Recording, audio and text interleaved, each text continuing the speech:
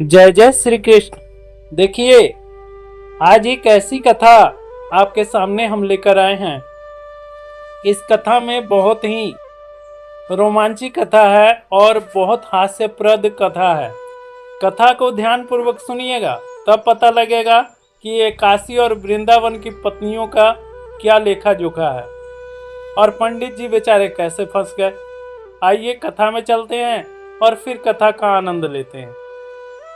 एक पंडित जी थे, वे वृंदावन में रहते थे। भगवान श्री कृष्ण के परम भक्त थे और भगवान श्री कृष्ण का परम भक्त होते हुए वो रोज नित्य प्रति जाते थे और वहां बांके बिहारी मंदिर दर्शन करने। पहले वे जाते थे, यमुना जी में डुबकी लगाते थे, स्नान करते थे, स्नान करके और वहां से सीधे पहुंचते थे बांके बिहारी मंदिर। बांके बिहारी मंदिर में रोज जाते थे, भगवान की पूजा अर्चना करते थे। पूजा अर्चना करके और भगवान को धीरे से वहां पर कहते थे, हे प्रभु, मैं आपकी माया को देखना चाहता हूँ। सुना हूँ कि आपकी माया बड़ी प्रबल है और आप माया में सबको नाचना चाहते हैं और मैं चाहता हूँ कि आपकी माया मैं भी देखूं और मैं भी उसमें नाच नाचूं। भगवान इस बात को रोज सुनते थे और रोज यह सोचते थे कि ये पंडित कह क्या रहा है। एक दिन भगवान से नहीं रहा गया और एक दिन वह पंडित सुबह सुबह जय श्री कृष्ण कहते हुए यमुना जी के घाट पर पहुंच गया और यमुना जी के घाट पर पहुंचकर ज्यों ही उसने डुबकी लगाई, त्यों ही डुबकी लगाते ही वह पहुंच गया सीधे कहां पर, तो जानते हैं, काशी के मणिकर्णिका घाट पर। अब जब ऊपर आया तो उसने देखा कि अरे मेरा वृंदावन कहाँ गया, और इस तरह ताकने लगा चारों तरफ कि अरे यहाँ तो लाश का ढेर लगा हुआ, लाश जल रही है और ये मैं मणिकर्णिका घाट, लग रहा है किसी शमशान घाट में मैं पहुंच गया हूँ। वहाँ के जो उपस्थित लोग थे वे लोग भी देखकर पंडित जी को हैरान। पंडित जी भीगे वैसे ही वस्त्र में और इधर उधर देख रहे हो भौचक्का होके। तो एक वहाँ के जो वो लाश को जलाने आए थे मणिकर्णिका घाट पर, उन्होंने पूछा, हे पंडित जी, आपका क्या गुम हो गया है, आप क्या देख रहे हैं? कहते हैं, ये कहाँ मैं पहुँचा हूँ? तो कहते हैं, कहाँ मैं पहुँचा हूँ? आप तो काशी में हैं, काशी जी के गंगा जी में नहा रहे हैं।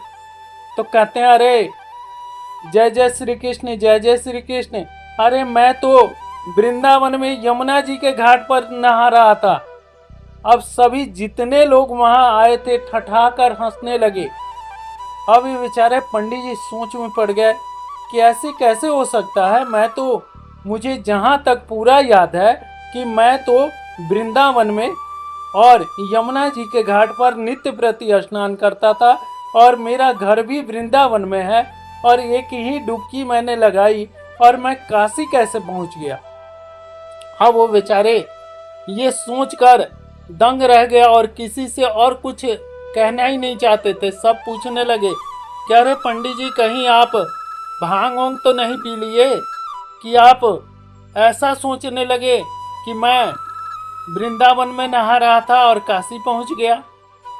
अब ये बेचारे पंडित जी सोच में पड़ गए कि अगर किसी और दो चार को बताया तो सब मुझे पागल कहेंगे। अब वो बेचारे सोचते हुए और अभी ज्यों ही घाट के किनारे पर आकर बैठकर माथा पर हाथ रख के बैठ गए कि अब मैं क्या करूं। तभी एक वृद्ध ब्राह्मण वहां आए और बोले, पुत्र क्या बात है, काहे हैरान हो, क्या सोच रहे हो? वो बोला कि महाराज जी देखिए, मैं आपको सत्य बात बताता हूँ। कहते हैं, आप सत्य बात बताना, पहले चलो हमारे घर और मैं तुम्हारा सत्य जानता हूँ। वह सोच में पड़ गया कि भला ये पंडित जी कैसे मेरा बात जानते हैं, ये वृद्ध ब्राह्मण मेरी बात को कैसे भाप गए। और यह सोचते हुए उनके घर पहुँचे तो वह पंडित जी से पूरी बात बताए। जो वृद्ध ब्राह्मण थे उनसे यह सब बात बताए। वे कहते हैं ऐसा नहीं होता है पुत्र, ऐसा कभी नहीं होता है। भगवान ऐसा कभी कर ही नहीं सकते। तुम वृंदावन के रहने वाले काशी में कैसे निकलोगे और यमुना जी में नहाए गंगा जी में कैसे निकलोगे? ये तो असंभव बात आप बता रहे हो। चलो कोई बात नहीं, तुम एक ब्राह्मण हो और ब्राह्मण पुत्र होने के नाते मैं तुम्हें वेद की शिक्षा दूंगा। और इस तरह करके उन्होंने उनको वेद पुराण सब चीज पढ़ाया और पढ़ाकर वे उनकी एक युवा पुत्री थी, उसके साथ उन्होंने उसका विवाह भी कर दिया। विवाह करने के उपरांत देखिए उस पंडित जी की लड़का और लड़की दोनों हुए, लड़का लड़की भी हुए, नाती पोता भी हुए और इस तरह वे वृद्ध भी हो गए। उनकी पत्नी भी वृद्ध हो गई। दोनों बैठकर सोचने लगे और एक दिन फिर वह गंगा जी के घाट पर, जैसे वृंदावन में नित्य प्रति वे यमुना जी के नहाने स्नान करने जाते थे, वैसे ही ठीक काशी जी में भी वह नित्य प्रति गंगा जी में स्नान करने जाते थे। और इस तरह वे फिर काशी के घाट पर बैठकर, क्योंकि उनकी उम्र भी लगभग 50 से 60 के बीच में पहुंच गई, और वह सोचने लगे कि मेरी वृंदावन की पत्नी, मेरे बालक सब रो रहे होंगे, सब मुझे खोज रहे होंगे और मैं कहाँ आके फंस गया, मैं यहाँ कैसे पहुँच गया। मैं तो आज तक ये नहीं जाना, अब तो मेरे नाती पोता भी हो गए। हे प्रभु, हे जगन्नाथ जी, हे बांके बिहारी जी, आप मुझे कहाँ ले आकर किस चक्कर में फंसा दिए। और इस तरह कहकर फिर से वे गंगा जी में उतरे। आंख में अश्रु था, रो रहे थे और डुबकी लगाई।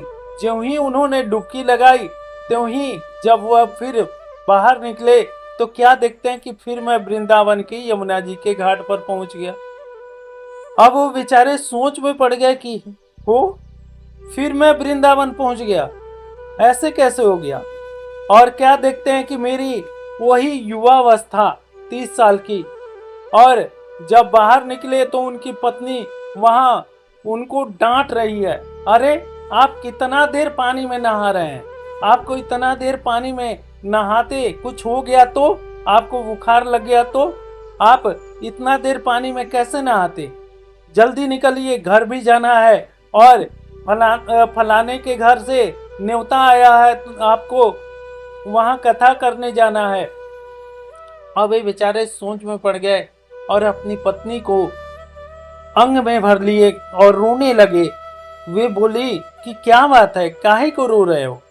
और इस तरह जब वह अपनी आंखों को पोंछकर, अश्रु को पोंछकर और देख रहे हैं कि पीछे वो भी पत्नी खड़ी है जो कि काशी में उनका विवाह हुआ था, और साथ में नाती पोता भी खड़े हैं। अब ये बेचारे बहुत चक्का होकर और जोर से चिल्ला उठे और वहां से सीधे दौड़ते हुए बांके बिहारी मंदिर पहुंचे। और बांके बिहारी मंदिर पहुंचकर और प्रभु के उन्होंने चरण पकड़ लिए कि हे प्रभु, मुझे बचाओ, मैं आपकी माया में नहीं पड़ना चाहता और अपनी माया को मुझसे दूर कर दो। हे प्रभु, मुझे अपना भक्ति ही प्रदान करो, मैं नहीं चाहता आपकी माया को देखना। इस तरह देखिए कि उस पंडित जी की दशा हो गई, और इस तरह देखते देखते सब नाती पोता और पत्नी सब गायब हो गई, और जो उनकी अपनी असली पत्नी थी केवल वही वृंदावन में रह गई। और फिर वे खुशी और चहल पहल से रहने लगे और बांके बिहारी जी का नित्य प्रति भजन कीर्तन करने लगे। और जय हो बांके बिहारी, ऐसा उन्होंने वाक्य कहा। और फिर कहा कि हे बांके बिहारी जी, आपकी माया अपरंपार है, इस माया से कुछ भी नहीं बचा और हम कैसे बच सकते हैं। जय जय श्री कृष्ण, जय जय राधे।